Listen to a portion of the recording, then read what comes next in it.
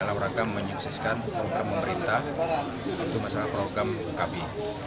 Semua ini terselenggara kerjasama antara khususnya pemerintah daerah bersama kami, karena ini merupakan program nasional, tentunya ke bawah kita penjabarannya juga harus saling mendukung.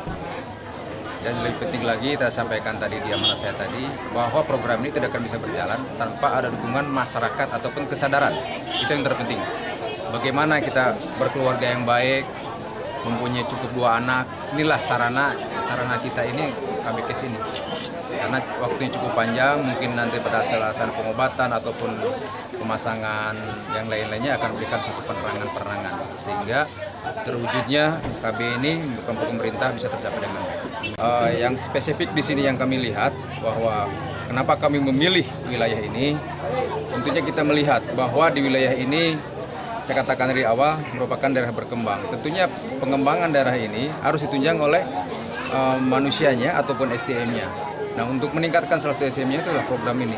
Jadi yang terpenting lagi meningkatkan bagaimana sumber daya manusianya sehingga masyarakat di sini akan lebih maju dalam pembangunan. Demikian. Dalam pengobatan ini saya tadi koordinasi dengan dokter, itu penyakit-penyakit yang ringan lah, yang bisa diobati sesuai dengan kebutuhan ataupun tersedianya obat yang ada. Kenapa pilih daerah lokasi ini?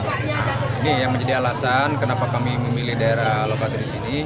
Pertama-tama kita lihat di sini masyarakatnya pertama dikatakan belum maju juga, bisa dikatakan maju, dan ini masyarakat sudah berkembang.